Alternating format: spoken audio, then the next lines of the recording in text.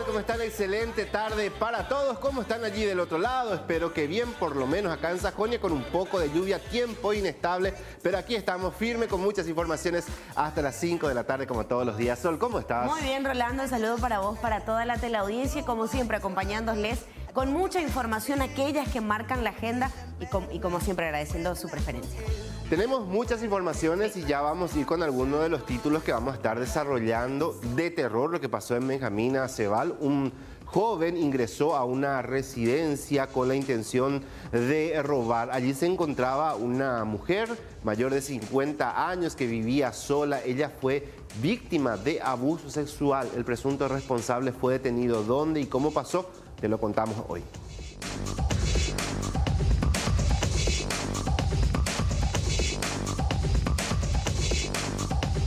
Desde el pasado 4 de octubre, Antonio Stresky se encuentra con paradero desconocido, un joven de nacionalidad brasileña de 25 años, estudiante él.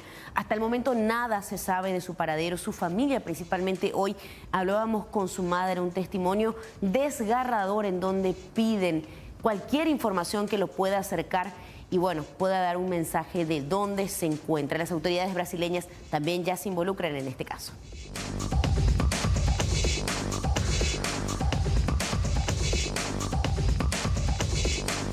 También hablamos de cerca de 700 estudiantes que se quedaron sin el almuerzo escolar. Esto en el Colegio Nuestra Señora de la Asunción, ubicado allí sobre la calle Venezuela. Hoy ellos se manifestaron. Desde el MEC dijeron que esto está a cargo de la Municipalidad de Asunción con fondos del FONACIDE y que desde la cartera están acompañando esta situación.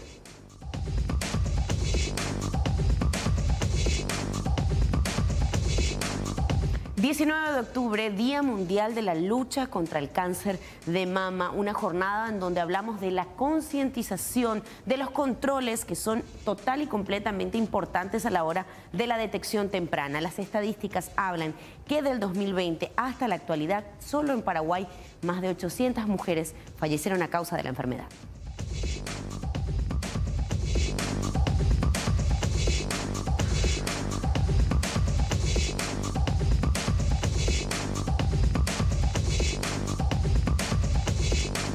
A los que se suman les damos la bienvenida. Esto es Tarde Noticias. Vamos a hablar de mucha información que ya veníamos adelantando, pero antes repasamos los datos del tiempo. ¿Qué indica meteorología para este día y para los próximos? Tenemos 25 grados 2 décimas de temperatura.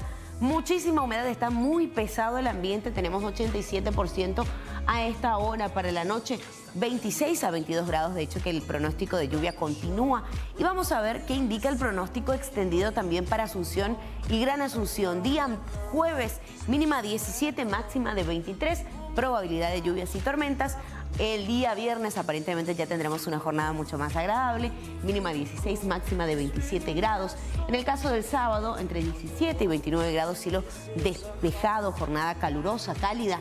Y el domingo incluso mucho más, mínima 17, máxima de 31. Importante dato que también tiene que ver con el tiempo porque hay una alerta emitida por la Dirección de Meteorología y que está vigente, se ha emitido hace aproximadamente 24 minutos y habla de tormentas eléctricas moderadas a fuertes, ráfagas de viento moderadas a fuertes, y esto afectaría al sur de la región occidental y el centro y sur de la región oriental, es decir, San Pedro, Cordillera, Guairá, Caguazú, centro-oeste de Cazapá, también Itapúa, Misiones, Paraguarí, Central, Ñembucú y también el sur de Presidente Hayes.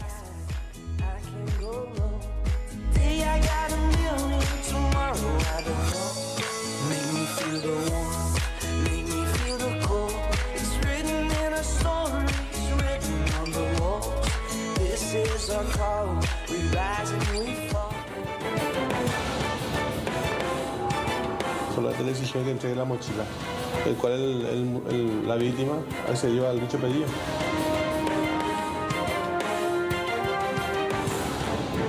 Abrieron las puertas, las cuatro puertas y salieron los 4 tipos así, todo con arma de fuego.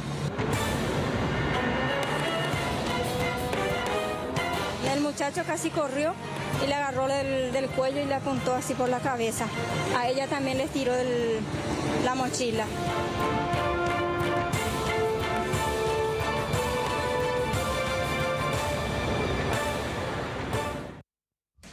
Ya arrancamos Tarde Noticias y hoy recibimos invitados aquí en los estudios de C9N. Se encuentra con nosotros el doctor Rafael Filisola para charlar un poco con él. De hecho, ya lo estábamos haciendo un poco fuera de cámara y le consultaba a él de volver ahora a, de alguna manera, trabajar por volver al Congreso Nacional. Ya lo conocemos a él pasando por diferentes facetas, siempre activando políticamente, pero un poco alejado del Congreso. Pero de vuelta está trabajando para retornar al Congreso, en este caso al Senado. Sí. Rafael, ¿cómo te va? Bien, ¿cómo estás, Rolando? Bien. Un gusto visitarte. Sí, la verdad que, a ver, la última elección en la que estuve fue en el 2013, que la compañía de Efraín Alegre como candidato a vicepresidente. Después sí, trabajé en las siguientes elecciones, pero sin candidatarme. Y bueno, lógicamente cuando estás en la actividad privada, está la docencia, la profesión, actividades también académicas en organizaciones de las que soy parte. Por supuesto, eso te lleva mucho tiempo, así que menos, con poca exposición, pero sí estuve siempre siguiendo el proceso político, y en el tema de la alianza del 2018 y esta concertación que alcanzamos ahora, sí trabajé muy de cerca y desde el principio.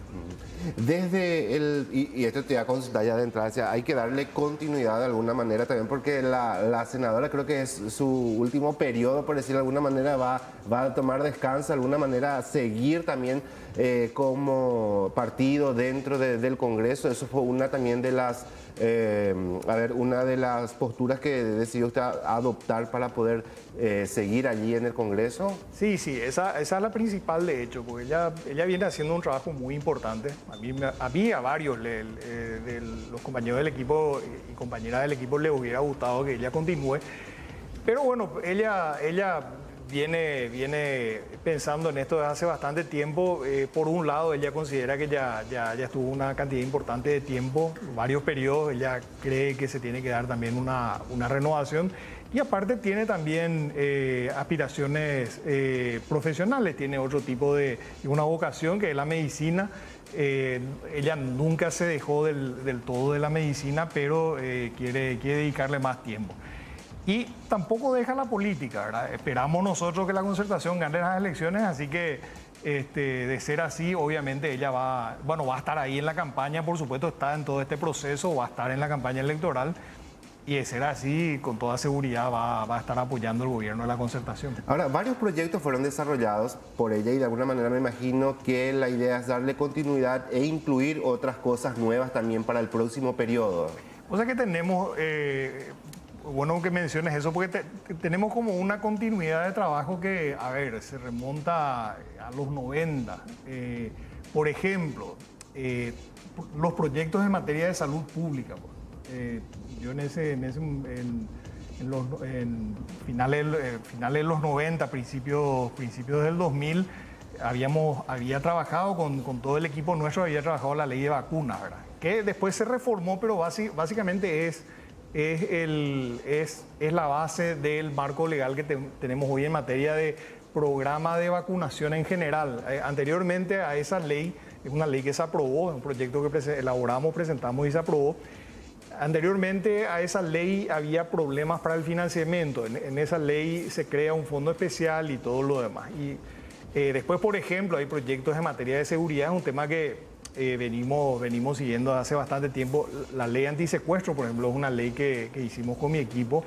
Y bueno, en materia social y en materia de salud, después ellos avanzaron muchísimo. La ley, por ejemplo, de enfermedades catastróficas, que todavía no se está aplicando, pero es una ley sumamente importante. Tardó mucho en ser reglamentada, ahora sí está reglamentada. Pero es la ley básicamente que te permite un fondo para aquellas dolencias, aquellos problemas de salud que son imposibles de costear. Ahí, no sé, tenés un grave problema del corazón o un problema oncológico. Esas son dolencias que ninguna familia, aunque tenga algunas posibilidades económicas, los que no tienen definitivamente no, ¿verdad? Pero sí, inclusive los que tienen algo de recursos económicos normalmente terminan arruinados. O sea, la familia termina arruinada. Entonces, la ley de enfermedades catastróficas, que se le denomina así, tiene otro nombre, ¿verdad? Pero para que se entienda, es esa ley donde se crea un fondo para apoyar a las personas que tienen dolencias que son muy costosas en cuanto al tratamiento y que ningún seguro cubre, porque no es posible que un seguro privado tenga los recursos para cubrir. Esa, por ejemplo, es una ley muy importante y después hay una serie de leyes en materia de tratamiento oncológico, por ejemplo. Y eso es un punto importante porque vimos a lo largo de este tiempo padres que tuvieron que encadenarse, por ejemplo, frente al ministerio porque no tenía condiciones de costear y los medicamentos eran muy elevados. Con eso, de alguna manera, también se pretende ayudar a esas personas con esas patologías. Claro, y eso habla también de qué tipo de país queremos. No puede ser que una persona que está pasando por un mal... Todos tuvimos parientes, amigos, personas cercanas que han pasado por momentos graves de salud y ya sabemos que esa es una carga emocional muy grande para el paciente, por supuesto, pero también para la familia. El paciente, aunque reciba un buen tratamiento, normalmente pasa mal, normalmente sufre dolor. Y además, o sea, ver familias que se encadenan, ver pacientes que están en los pasillos, que están sufriendo, están pasando mal, están pasando dolores. Y además de eso, no hay un Estado que aparte todos pagamos impuestos. La gente muchas veces dice, la gente no paga impuestos. La gente pobre es la que paga más impuestos porque pagamos todo el IVA, ¿verdad? Así que todos sostenemos al Estado. Y ahí cuando le necesitamos al Estado, ahí el Estado nos falla, hay largas colas, hay largas esperas. O, por ejemplo, a mí me dio mucha pena una vez hablando con un profesor mío de años muy distinguido, que me cuenta que tiene un problema, una enfermedad degenerativa y me dice, mi mente está perfecta, pero estoy atrapado en mi cuerpo, no me puedo mover y el IPS está atrasado con el medicamento, no puedo tomar mi medicamento. Y esa realidad uno ve todos los días, gente que pasa mal y que no recibe lo que debería recibir, una atención digna de su condición de ser humano. Ahora, hablando de, porque ya se aproxima, estamos a ver, menos de 2 meses ya, ¿verdad? Para el tema de las internas también, ¿cómo están trabajando desde la concertación? Hace como un tiempo un poco más atrás, cuando empezaron a darse esas, algunos que decidieron apartarse, pero después parece que tomó otra vez un rumbo y se fortaleció de vuelta. Sí, bueno, la concertación es un gran esfuerzo. O sea, a ver, varios sectores que no estuvieron en el 2013, otros que no estuvieron en el 2018, hoy están. La concertación parte de la comprensión de que tenemos que unirnos. Si queremos producir los cambios en el país. Fíjate vos que nosotros vamos a 7 décadas con una breve interrupción de un solo partido en el poder y como que la gente se acostumbró a eso. Y sin embargo, eso no corresponde a la normalidad democrática. La democracia implica alternancia. Por varias razones la alternancia es importante. Es importante porque, en primer lugar, es bueno que se refresque, que haya cambio de personas. Es bueno, más bueno aún que haya cambio de ideas. Más bueno que el que está gobernando sepa que después va a venir un gobierno de otro signo político, van a venir otras personas que van a controlar, que van a auditar el trabajo que se hizo durante ese periodo. Es bueno que la gente sienta que va a haber un control. Entonces, por todas esas razones, uno de los principios republicanos es justamente la alternancia. Y sin embargo, acá parece que no le damos la importancia a eso. Entonces, pero además, estamos pasando por un momento muy difícil. La pobreza, el desempleo, la falta de esa red de seguridad social, los sistemas previsionales en quiebra, los que existen, y gran parte de la población sin posibilidad de tener un seguro de salud, sin posibilidad de tener en el futuro, cuando ya sean mayores, sin la expectativa de que van a tener un retiro, una jubilación.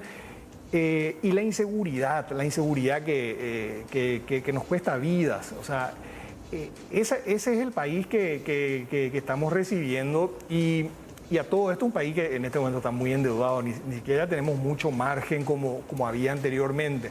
Así que es importante que se produzca la alternancia y creo que eso entendieron los diferentes sectores. O sea, todos los sectores hicieron renunciamiento y sí hay de repente discusiones, alguien se enoja por algo, algunas veces con razón. Pero forma parte, o sea, al final sabemos que el que gane o la que gane va a tener el apoyo de todos y que vamos a estar ahí, tenemos unas bases programáticas que se tienen que desarrollar mejor y que vamos a hacer un gobierno de unidad. Y va a ser un gobierno para todos, no va a ser un gobierno con exclusiones, no va a ser un gobierno con revanchismo, va a ser un gobierno que va a poner al frente al país y sobre todo vamos a centrarnos en esos temas que te estuve comentando. Doctor, además, para cerrar nada más, además de esos temas que ya me comentabas, porque hoy la gente tiene que darle la oportunidad a Rafael Filisola de volver al Senado, ¿qué más agregarle a lo que usted ya había dicho de todos estos proyectos? Bueno, y básicamente yo creo que hay que mirar la trayectoria. Hay que mirar la trayectoria y, bueno, serví en el Congreso, serví durante 2 periodos. Un tercer periodo fui electo para un siguiente periodo y ese periodo, bueno, ahí me pidieron que vaya al Ministerio del Interior, así que renuncié al cargo. Me pareció que era lo correcto en ese momento. Y puedo mostrar una trayectoria, ¿verdad? Por supuesto, mucha gente me critica, las críticas son siempre válidas y son siempre oportunas, pero lo que puedo decir es que siempre tuve el compromiso de servir al país. Y nadie me va a poder señalar nunca, nadie me va a poder decir nunca que me aproveché del cargo, nadie me va a poder decir nunca que me enriquecí. Gracias a la función pública, que me aproveché de los recursos públicos, eso no me puede señalar nadie. O sea, vivo en la misma casa que vivía antes de ser funcionario público, tengo el mismo o menos patrimonio que el que tenía antes de ser funcionario público, así que puedo decir eso con orgullo. Doctor, gracias por la visita. Al contrario, Rolando, un gusto saludarte. Nos acompañaba esta tarde entonces Rafael Filisola. Nosotros seguimos con más noticias.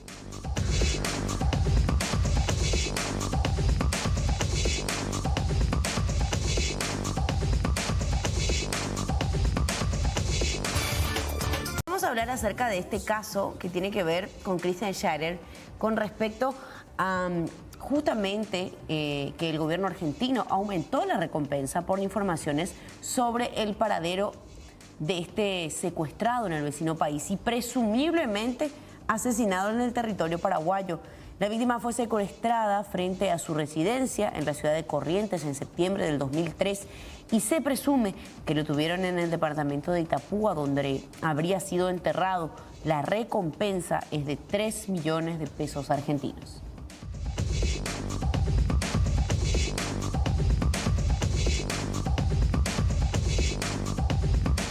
Y este viernes 21 de octubre vence el plazo para comunicar al Tribunal Superior de Justicia Electoral las sustituciones de precandidatos por renuncias, inhabilidad o fallecimiento. Una de las principales dudas gira en torno al actual senador Fernando Lugo, quien sigue internado y en proceso de recuperación en una clínica de Buenos Aires.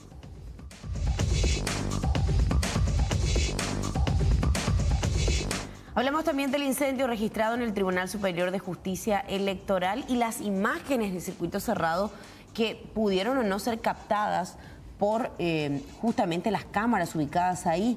Finalmente, los peritos informáticos del Ministerio Público concluyeron que los discos de cámaras rescatados de la zona incendiada en el TSJE tienen daños irreparables y no podrán esclarecer el siniestro, si el siniestro fue o no provocado. La excesiva tardanza del informe fiscal sobre los elementos que debían aportar evidencias fue de nuevo puesto al tapete. Ahora, los peritos de la compañía deben definir si el incendio que devoró todo un depósito del TSJE fue accidental para hablar de una reposición de daños.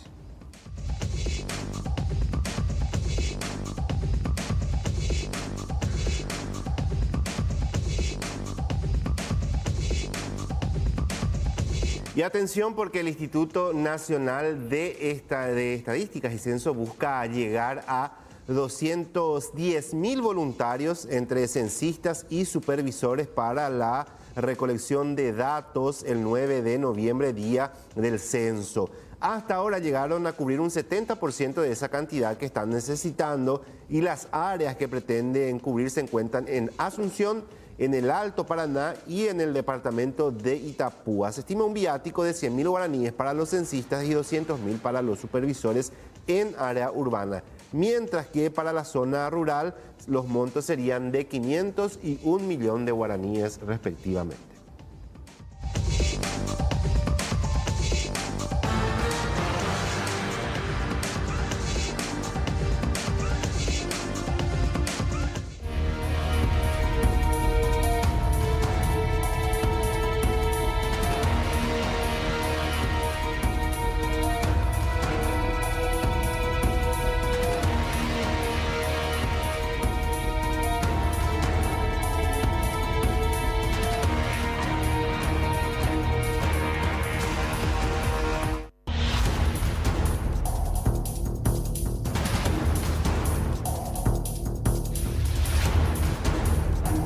Hablamos, Sol, de un violento asalto ocurrido en zona de Asunción, acá sobre Gatimí y 14 de mayo, en la esquina de la Plaza Italia, un local comercial que recibió la visita de delincuentes que actuaron con una extrema violencia. Ahí lo que vemos es que inicialmente pasan desapercibidos como clientes, que es el modus operandi recurrente de los delincuentes, y luego ya empiezan a apuntar a la trabajadora con arma de fuego. Veo justamente que a través de estas imágenes se puede identificar características de ambos sujetos. ¿Los dos estaban armados, Rolando? Sí, y tenían tapabocas también ambos, pero la policía ya está trabajando para poder identificar a los sospechosos.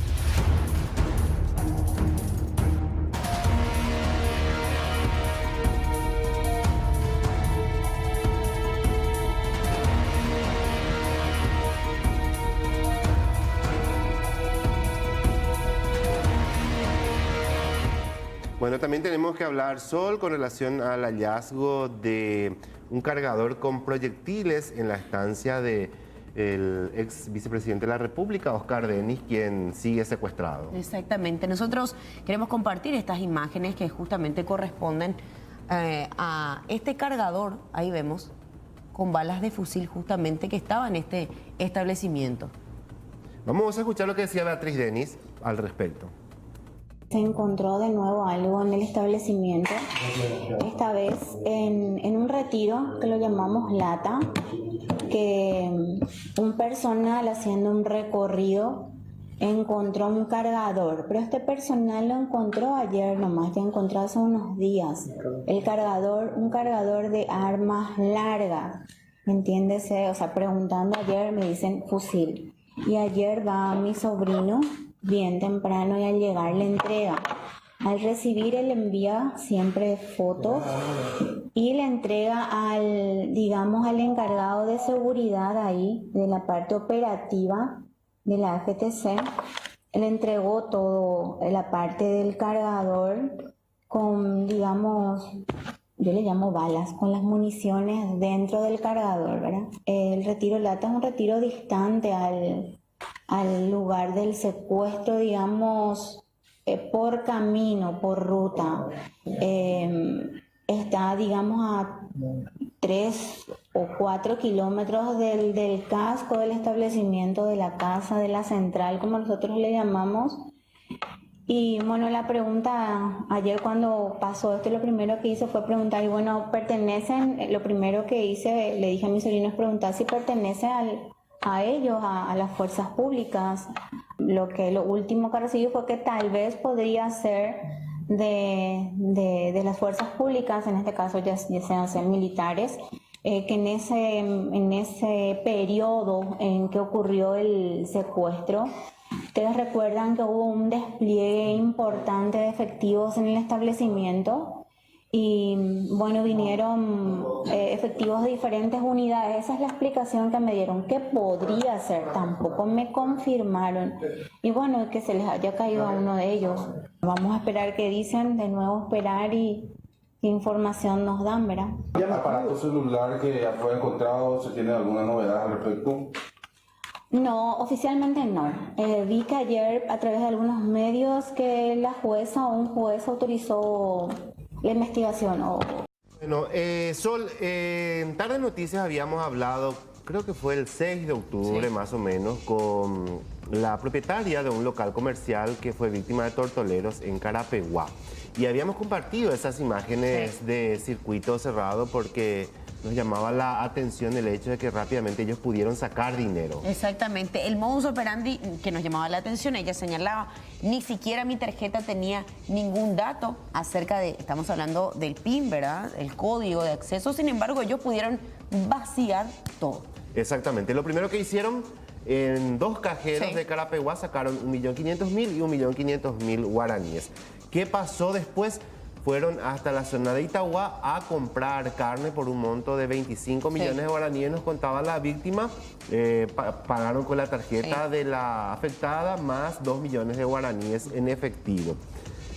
Se siguió las pistas y así llegaron los investigadores a este local comercial que está ubicado en Itagua, donde se había comprado toda esta cantidad de carne. Elevadísimo. Elevadísimo. Compraron supuestamente carne de todo tipo. Allí ya se procedió a la detención de los propietarios. Hablamos de un hombre y una mujer. Fueron los primeros en ser detenidos por la policía durante esta intervención.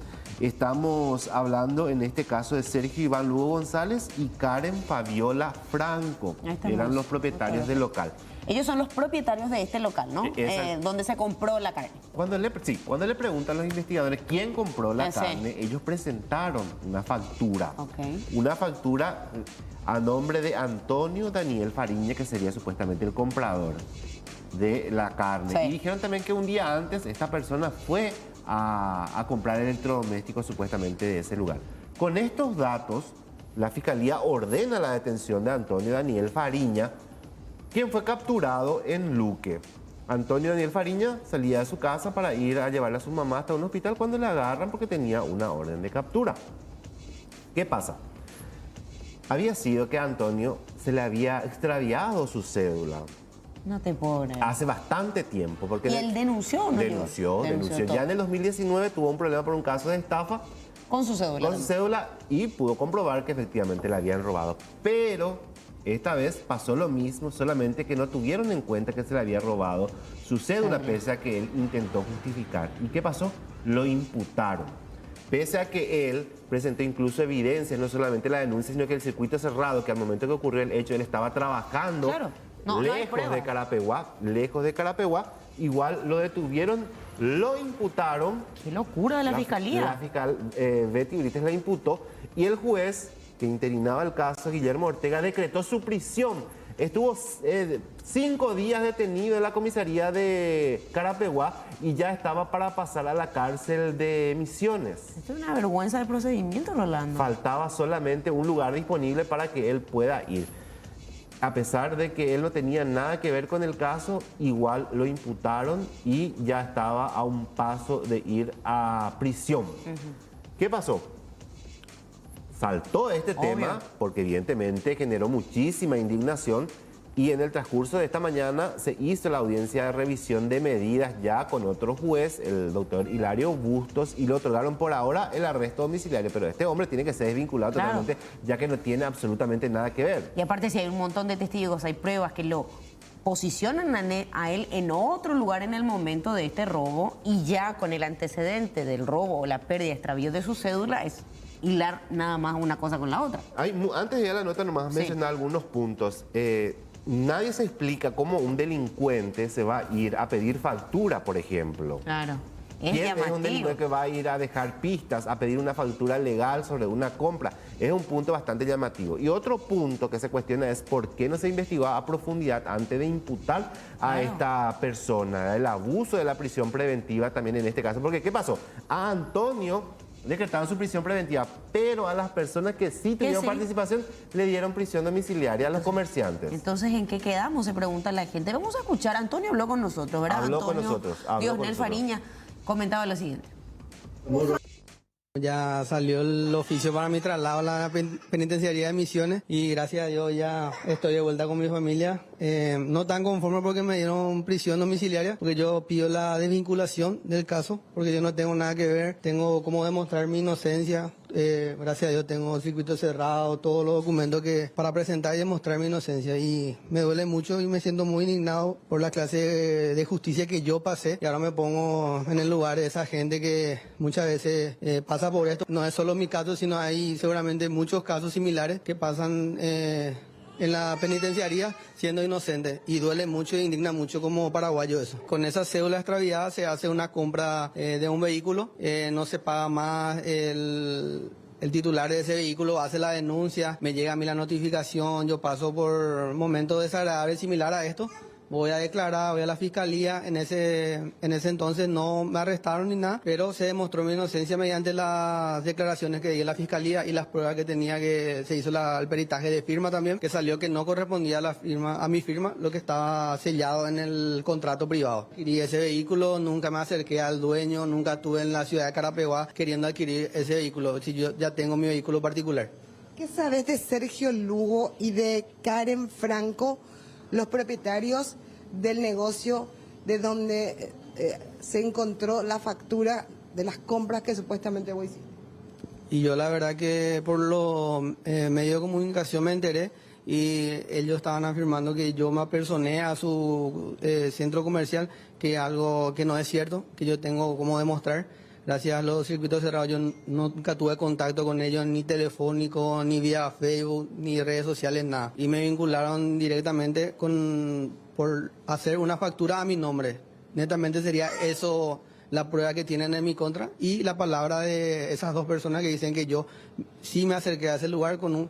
Lo llamativo de eso es que ellos dicen que yo me acerqué con un vehículo, la línea Toyota, plata, que el mismo vehículo que está involucrado en el caso anterior, que supuestamente yo compré y no pagué más. Y ese yo no tengo, nunca tuve ese vehículo, nunca estuve cerca de ese vehículo, yo tengo mi vehículo particular y tengo cómo demostrar eso.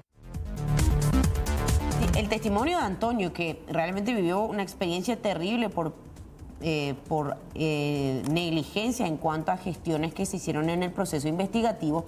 Y hablamos también con el juez Hilario Bustos, quien mencionaba lo siguiente. Ya no va a ser remitido a Misiones. La libertad es de cumplimiento inmediato. Como tenemos nosotros formato sistema electrónico, él justamente ahora se le hace comparecer de la sede policial donde se encuentra, a los efectos de aceptar las condiciones que le imponemos, y después él ya va a pasar a cumplir esta medida. En estas condiciones actuales en las que destacamos complejidad, yo creo que el arresto domiciliario sí, eso va a facilitar en el sentido de no obstruir la investigación. Es complejo, digamos, ahora este tema. Pueden surgir más personas, así como me mencionaste también podría, ¿por qué no variar también la calificación de los hechos, de comprobarse o no si existe estructuras, etcétera, etcétera? Pero por de pronto, con esta medida cautelar, el juzgado considera, a raíz de los nuevos elementos, que la investigación no se va a encontrar o no se va a hallar perjudicada. Yo no digo de que él sea o no sea autor, pero por lo menos sí, y eso ponemos en la resolución, ya se instaura un resquicio de duda. Y la duda puede favorecer derecho sustantivo como derecho procesal. Y en este caso la duda se aplica desde el punto de vista procesal en cuanto a la medida cautelar más idónea. Bueno, Sol, esta situación terrible no es la primera vez que ocurre que personas inocentes terminan en la cárcel, y muchas veces hay problemas por el tema de la cédula. En este caso él hizo la denuncia, y ¿sabes qué también es lo más llamativo?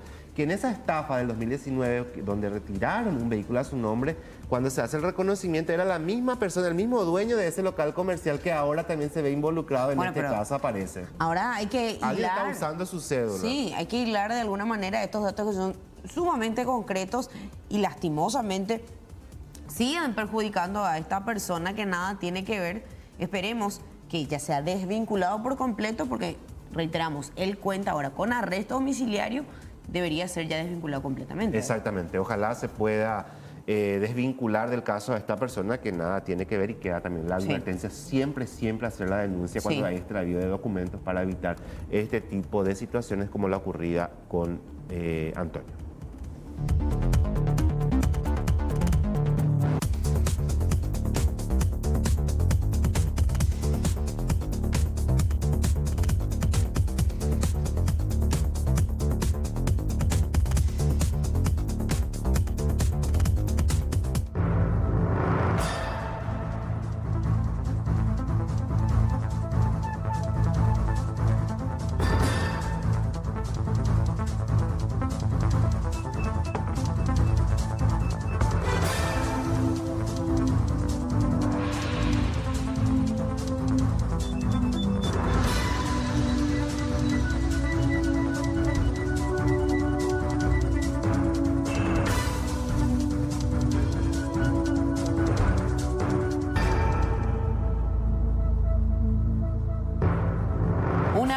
más la inseguridad, esta vez en la zona este del país. Así ingresaban estos delincuentes a una bodega ubicada en la zona de Santa Rita.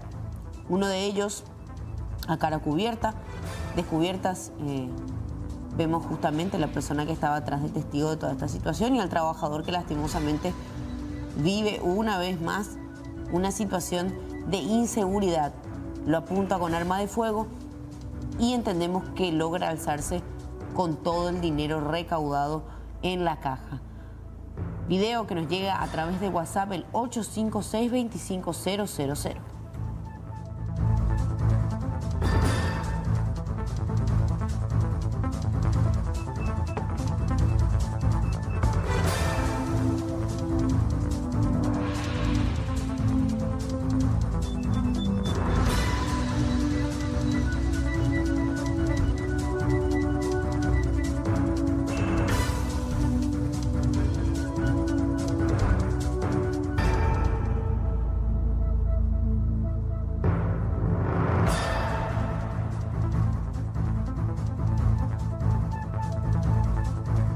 Actualización fue hace minutos nada más y persisten las tormentas puntuales sobre varios puntos, incluyendo San Pedro, Cordillera, Guairá, Caguazú, Cazapá, Itapúa, Misiones, Paraguarí, Alto Paraná, Central, Ñembucú y el sur de Presidente Hayes.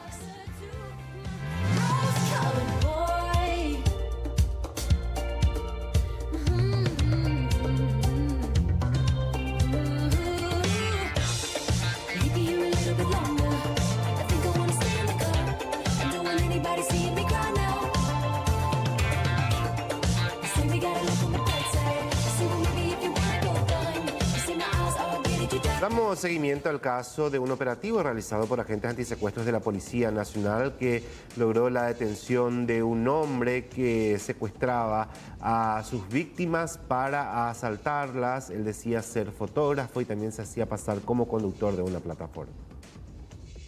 Esta persona utilizaba una fachada como que de productor, fotógrafo, manager, hacía de todo ese trabajo del día a día de la gente para poder embaucar a sus víctimas. Hasta ahora son todas mujeres. Las llevaba a ciertos lugares para hacerle sesión de fotos y terminaba apoderándose de sus bienes y inclusive privándole de su libertad. Se apoderaba de todos sus bienes una vez que estén privados de la libertad y las dejaba después, ¿verdad? No es el único caso. Tenemos una denuncia, teníamos hasta ayer. Esa denuncia nos llevó a ubicar a esta persona, a capturarla y hoy día están llegando otras 2 denuncias más. Él se hacía pasar por una persona extranjera, de nacionalidad brasilera, y bueno, que él manejaba muchos volúmenes de dinero, que él estaba en todo en el tema farandulero. Entonces por ese lado le entraba con intenciones de supuestamente promocionarle, esa es la carnada para las víctimas, las llevaba hasta hoteles o moteles donde iban a hacer supuestamente sus sesiones de fotos y esta persona una vez que llegaba ahí cambiaba totalmente su versión, las maltrataba verbalmente, no tenemos confirmación si físicamente, pero sí las maltrataba verbalmente, revisaban todas sus cosas, se apoderaba de su dinero, de todos los objetos de valor que podía tener y esta persona las dejaba después ahí. Es una persona paraguaya, tiene 3 antecedentes, nos pusimos en comunicación ya esta mañana, o sea, quiero decir, el día de ayer ya con un fiscal de Ciudad del Este, donde él tiene 2 causas por apropiación y por reducción. Encontraron teléfonos de la víctima, uno de los teléfonos, una de nuestras denunciantes, un teléfono iPhone, se encontró en su poder. Con eso prácticamente se configura la flagrancia, después de haber apoderado el teléfono está en su poder. Esta persona fue presentada al Ministerio Público, el Ministerio Público comunicó al juzgado, va a estar seguramente para su audiencia del 242, para ver si se le impone medida o va a seguir guardando reclusión en este departamento. Se llama Luigi González, es la persona que está capturada, es una persona que es paraguayo, tiene 40 años y bueno, es la persona que está... 1.200 kilos de marihuana fueron decomisados por antidrogas durante un procedimiento realizado en la zona de Salto del Guairá, en la reserva de Itaipú, a orillas del río Piratín. Aparentemente se pretendía transportar en embarcaciones por el río Paraná con dirección a territorio brasileño. Estamos en pleno curso, estamos ahora haciendo el pesaje, contabilizando. Encontramos 49 paquetes de supuesta marihuana, de 25 kilos cada uno aproximadamente. Totalizan casi 1.300 kilos de marihuana, 1 tonelada y 300 kilos, un cargamento bastante importante. Ahora, como último paso, vamos a proceder a hacer el análisis primario de campo, y después, debido a que no contamos con suficiente espacio ya en el depósito de la SENAC, vamos a proceder a la incineración, acá en presencia de los agentes de la SENAC intervinientes y del Ministerio Público. ¿Hay una motocicleta abandonada? Tenemos una motocicleta acá, presumiblemente son de gente que se estaría encontrando trabajando. Esta mercadería, esta carga ya está lista como para ser transportada a través del río. Seguramente llegado el momento se va a acercar una embarcación y a través del río iban a llevar hasta la frontera. Días atrás comentábamos este terrible caso. El domingo un joven llegó a su casa y apuñaló a su propia madre. Días después, el pasado martes, se confirmaba su deceso. Finalmente, el joven fue detenido en la zona de Coronel Oviedo. Hablamos de Alan Franco, de 18 años. Se dio en el departamento de Caguazú. Ahí se produjo la detención de este joven sindicado por homicidio, Alan Franco Fariña, hallados por nuestro padre apostado en R3 Corrales. Los mismos están realizando un control y se procedió a la identificación del mismo, y a través de informática de la Policía Nacional se constató que tenía orden de detención por homicidio doloso. El joven, desde el primer momento de su detención, no habló, no informó nada a la Policía Nacional, que solamente que en su momento va a brindar declaraciones ante el Ministerio Público en compañía de su abogado. Y una gran cantidad de turistas sigue asistiendo a la catarata del Iguazú, pese a la situación en la que se encuentra actualmente con la crecida del río. Esto genera fuertes corrientes mientras recorren las pasarelas, que se convierte en un gran atractivo. Recordemos que en estos días un turista perdió la vida luego de caer al cauce. En principio se hablaba que intentaba tomarse una selfie. Su cuerpo fue encontrado este martes en el lado brasileño.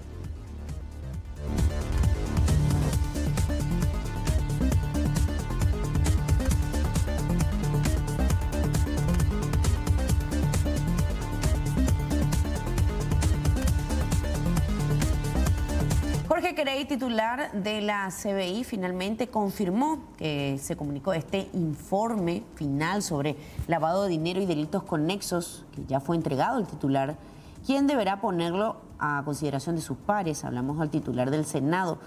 El mismo cuenta con casi 1000 páginas y, según había asegurado este último martes, está basado únicamente en documentos que revelan hechos delictivos como contrabando de cigarrillos, narcotráfico, usura, terrorismo, entre otros, vinculados a referentes políticos y entidades tanto públicas como privadas.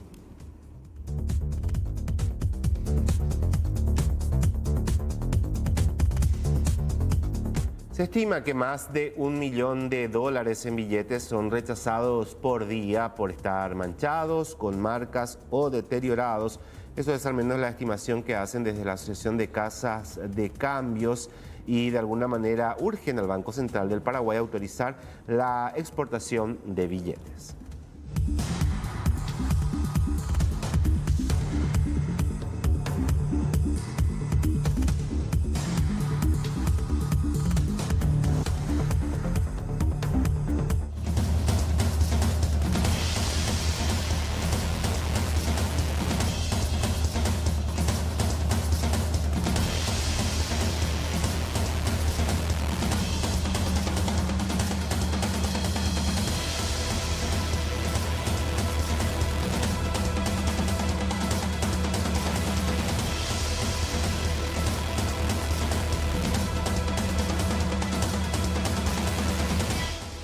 Bueno, imágenes que corresponden a otro hecho de inseguridad, esta vez que afectó a pobladores de la ciudad de Ñemby, Rolando. Ahí vemos que en este caso la víctima fue un joven que se dirigía a su trabajo fue interceptado por 3 sujetos. Creo que es un estudiante. Fíjate el uniforme que tiene, tiene una corbata, una camisa blanca, tiene una mochila también. Y pareciera ser que...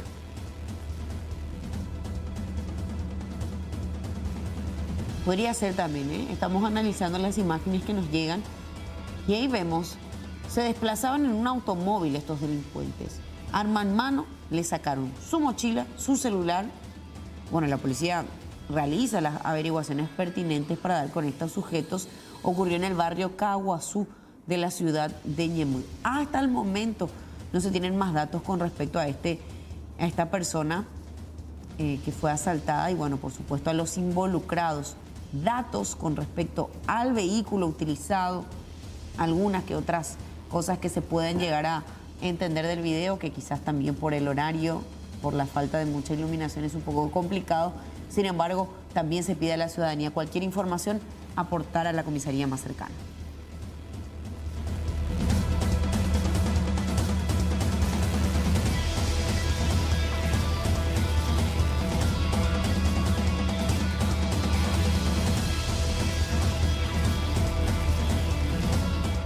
...16 días de la desaparición de un estudiante de medicina de nacionalidad brasileña que residía en Loma Putá. Hablamos de Antonio Augusto Estreschi.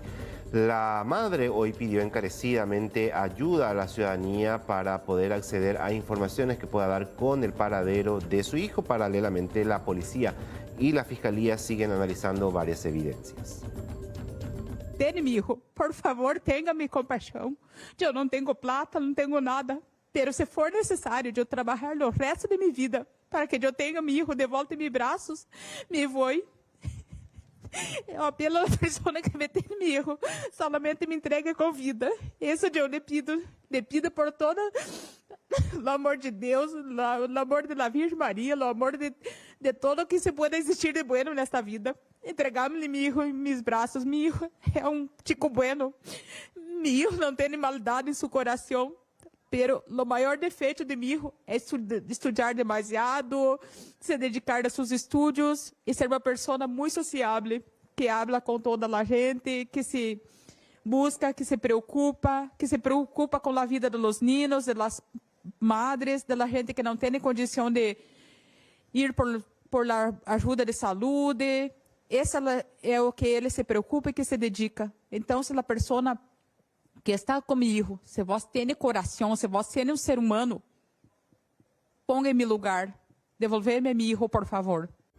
La desesperación de una madre exigiendo más información, datos y también cualquier cosa que pueda llegar a acercarla nuevamente a su hijo desaparecido el pasado 4 de octubre. Hablaba al respecto también Nimio Cardoso, el comisario, mencionaba lo siguiente con respecto a la investigación.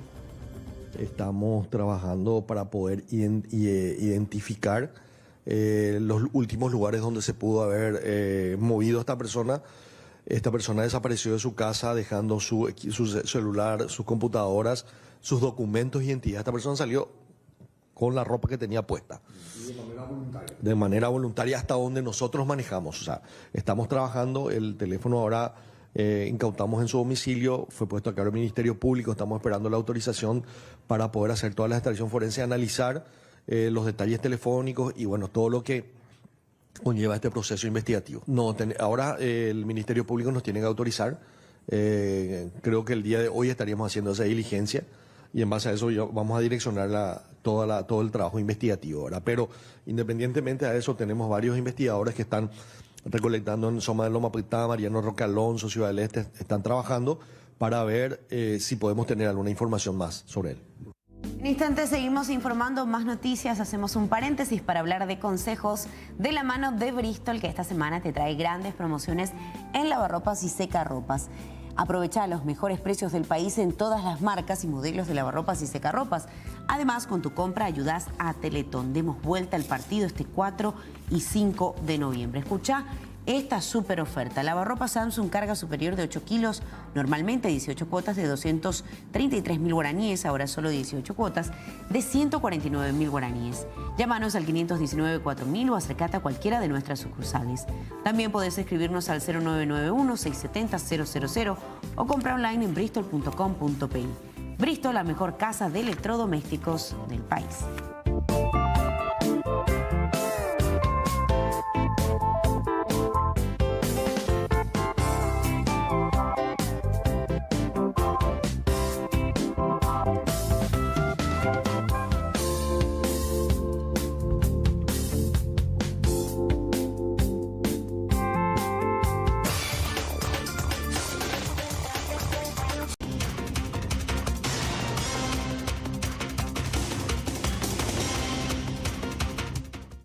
Vamos con señal en vivo y en directo con Araceli Romero, quien se suma esta tarde de noticias. Ara, bienvenida. Bueno, Solange, estamos desde Villa Hayes. Vamos a conversar con las autoridades correspondientes, el comisario Delgado, el fiscal Irán Suárez, sobre este caso estremecedor. En la madrugada del domingo, un sujeto a una vivienda dentro de lo que sería esta jurisdicción judicial, y bueno, el tiempo de hurtar cosas, y de paso cometió la atrocidad de abusar sexualmente a la propietaria de esta vivienda, una mujer de 57 años. Desde el domingo hasta esta fecha, comisario, muy buenas tardes. Ustedes estuvieron trabajando para poder llegar a este individuo. Muy buenas tardes. Asimismo, del domingo en una madrugada ocurrió este hecho. Nosotros estamos abocados a las averiguaciones correspondientes, ya sea de parte de acá del personal de investigaciones, como también conjuntamente con la Fiscalía Zonal. ¿Cuáles fueron las evidencias que cautaron en el lugar de los hechos, así como las imágenes de circuito cerrado? En el lugar de los hechos, legalmente fue lo más valioso, digamos, el circuito cerrado, que nos facilitó algunas imágenes y la característica del supuesto autor en este caso. Y también se pudo realizar otros trabajos técnicos de cotejo, digamos, y gracias a Dios pudimos llegarle al supuesto autor de esos trabajos. En cuanto a la víctima, ¿ustedes la socorrieron gracias a un llamado que ella misma realizó a la policía, o cómo fue, comisario? Sí. Primeramente fue avisado colegas nuestros de la comisaría jurisdiccional acá de Benjamín Aceval, y ellos a su vez llamaron a otra parte para hacerle llegar a nosotros conmigo para su atención, y también ya se le realizó las primeras atenciones completas. También fuimos nosotros avisados y desde el primer momento pudimos ya tener participación en ese hecho. ¿Cómo lograron aprender a este sujeto? Como te en cuanto a los realizamos conjuntamente con la Fiscalía y otros trabajos técnicos también que pudimos. Y también tenemos que mencionar que tuvimos apoyo de la ciudadanía en este caso, y pudimos tener la identidad de este autor y también su domicilio. Y hoy, el día de la fecha, como procedimiento de allanamiento, y logramos detenerle a este muchacho. ¿Cuál sería la identidad de este evidencias que cautaron en su domicilio? Este muchacho se llama Kevin Francisco Blanco, es un ciudadano de 18 años de edad, y acá tenemos a la vista los atuendos, en este caso, que él utilizó en el momento del hecho, ya sea tipo capucha, remera deportiva, el calzado deportivo, y estos son algunos objetos que él llegó a llevar del lugar del hecho, o sea, de la víctima. ¿Teléfono celular y sería un router de Wi-Fi? El teléfono celular que es propiedad de la víctima es de router que es de sistema de Wi-Fi. Aparentemente se confundió porque creyó que era del DVR del circuito, y también eso nos facilitó para tener las imágenes, ya que no llevó este aparato. ¿Cuenta con antecedentes este joven? Este joven aparentemente no, hasta ahora. Bueno, y al llegar hasta su domicilio, él mantuvo resistencia, intentó huir. ¿Cómo fue ese momento del allanamiento, comisario? Efectivamente no, porque él estaba en el domicilio con su señora madre, ya conocimiento inclusive, no digamos a pleno seguramente de sus familiares, pero sí ya tenían algunos conocimientos que él había realizado este hecho. Él ya estaba en pleno conocimiento, no puso resistencia a nada, colaborar unas cosas de recuperar estos objetos. Mientras vemos algunas evidencias, compañeros, me voy a acercar al fiscal que encabeza que dará continuidad a este caso, fiscal Irán Suárez. Le pido por favor si es que se puede levantar, fiscal, así podemos conversar cómodamente con usted. Bueno, atroz total, de terrible este hecho. Realmente un hecho lamentable que conmociona a toda una ciudad por la acción misma. El hecho de haber estado sometiendo a la víctima por más de 3 horas en su propio domicilio. Una persona que se cuidó bastante en relación a las cámaras que había en el domicilio, porque fue anulando. Desde que ingresó tuvimos acceso al circuito cerrado y desde que ingresó fue anulando cada una de las cámaras. Se tapó el rostro, se cuidó muy bien. Por eso tardamos justamente en lograr la identificación. No obstante, hay que valorar el trabajo investigativo realizado conjuntamente con el personal policial del Departamento acá de Investigación de Delitos de Presidente Hayes. Valoro y aplaudo el trabajo que han realizado porque en menos de 72 horas se logró individualizar perfectamente a la persona. Bueno, y como bien estaba señalando el comisario, esta persona utilizó todos estos atuendos y en vez de llevar el DVR de la cámara del circuito cerrado, se llevó el Wi-Fi. Creo que fue el error que cometió y gracias a eso pudimos obtener algunas imágenes que nos condujeron hasta él. El día de hoy logramos el allanamiento y hemos encontrado el teléfono celular de la víctima tirado en el fondo de la casa, las ropas guardadas en un lugar prácticamente enterradas, así como el Wi-Fi tirado en un patio al costado de ese domicilio. ¿Las ropas que ustedes encontraron en la vivienda enterradas eran de propiedad estas evidencias o de la señora? Estas evidencias son las ropas que utilizó el supuesto autor para pasar al lugar. Estaban ya prácticamente ocultas en el domicilio y logramos identificar cada uno de ellos. ¿Qué presumen, ya que él conocía los lugares o sabía cómo manejarse dentro de la vivienda, que era habitué, que llegaba ahí por trabajo o acorde al testimonio de la víctima también, cuáles son las hipótesis que manejan? Bueno, es un chico que conocía la casa hace 10 años atrás, hemos realizado las averiguaciones, posteriormente la casa tuvo unos arreglos, está muy distinta a como era antes, pero él conoce cómo es cómo funciona el sistema. Por ende conocía dónde estaban ubicadas las cámaras y por eso se estaba cuidando bastante de aparecer directamente en ellas. Y bueno, en todo el sistema del circuito observamos que estuvo más de 3 horas dentro de la casa intentando ingresar. La señora llegó a las 2 horas de la mañana del día domingo a su domicilio. Él estaba dentro de la casa esperando y una vez que ingresó, él ingresó hasta ese lugar donde la sometió lastimosamente sexualmente. Luego de haber cometido este terrible hecho, ¿él se dio la fuga o permaneció más ahí? Permaneció por un tiempo ahí, le solicitó la clave del celular a la señora, utilizó un cuchillo que estaba en la cocina para someterla sexualmente y obligarla. Después la ató de manos y pies, le obligó a hacer ciertas situaciones sexuales, no quiero mencionar, y posteriormente se retiró no por el frente sino por atrás, donde él ya había anulado la cámara de ingreso, por lo tanto no pudimos registrar su salida. Como bien les he señalado, él se cuidó bastante en cada uno de los detalles. ¿El celular y lo que pudo llevar retiró? ¿Qué más? También lleva suma de 700.000 guaraníes.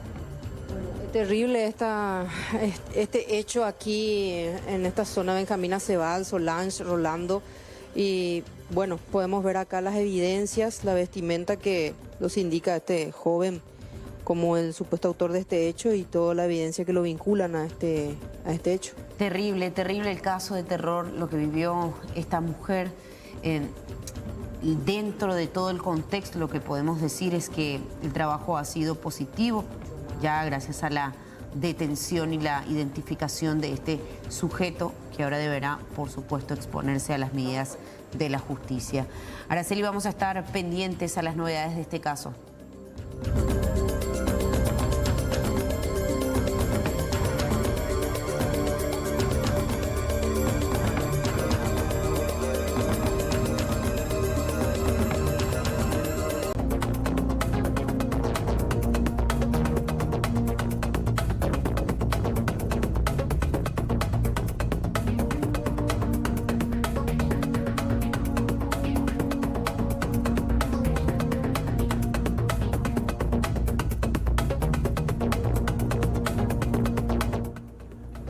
impresionante las imágenes. Explotó una máquina para inflar globos. Sí, sí, conozco la máquina. Ahora, la potencia y la fuerza que tiene este equipo, y miren cómo tira. Creo que a 2 personas Rolando llega a lastimar, ¿no? Exactamente. Esto ocurrió sobre la calle Padre Fidel Maíz del barrio San Rafael, ahí cerca del puente Remanso. Hablamos de la explosión de una máquina de gas helio. Son, decíamos, máquinas para inflar globos. La víctima, en este caso, es Derlis Ramón Acosta Colmán, de 27 años. Tuvieron que pedir ayuda para trasladarlo hasta un centro asistencial, esto en la ciudad de El Luque. Hasta ahí fue llevada esta persona.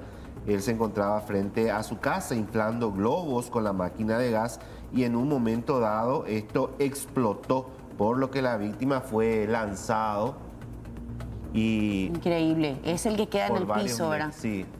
Ahí van a ver, hay una persona que queda tirada en el piso, otro que logra recomponerse, levantarse, sin embargo también herido. Pero estamos hablando de una explosión tremenda, por cierto. Estamos atentos al estado de salud de esta persona. Exactamente. Lo lanzó por varios metros, Sol. Sí. Él, como vemos en esas imágenes, según el reporte policial, cayó en el empedrado y sufrió lesiones en el cuerpo y también cortes en la pierna. No, estamos hablando de algo sin dudas de consideración. Ahora el contexto todavía no se entiende muy bien, ¿verdad? Ellos estaban trabajando aparentemente. Sí, estaba inflando globos. Sí. Estaba inflando globos, son esos globos que por ahí vemos que se venden en los parques, en las plazas.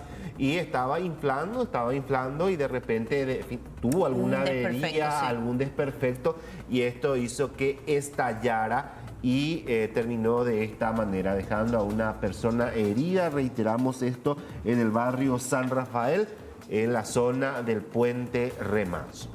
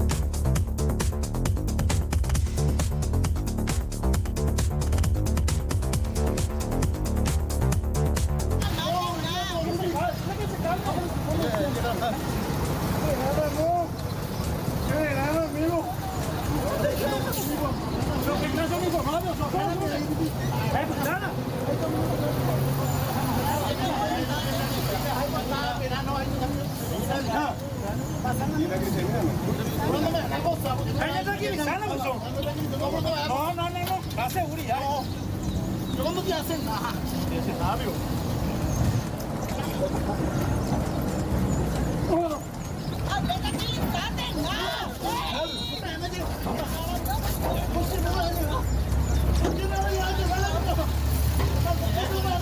Pero según lo que se tiene, por más poco que sea, esto se hizo esta mañana, un procedimiento ahí en la zona del Jardín Botánico.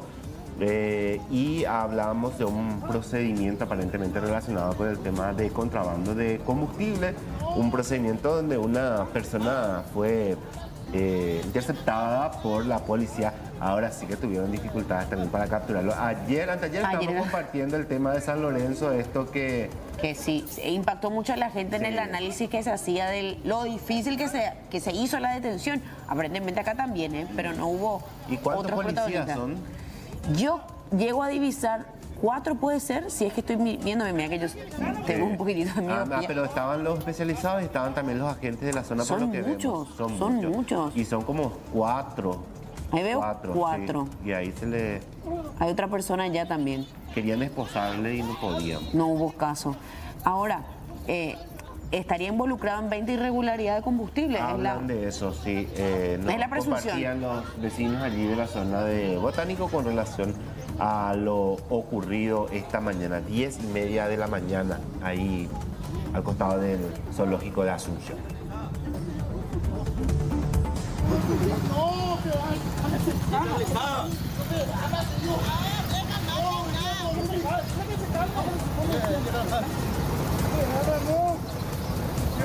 amigo. Lo que no son informados,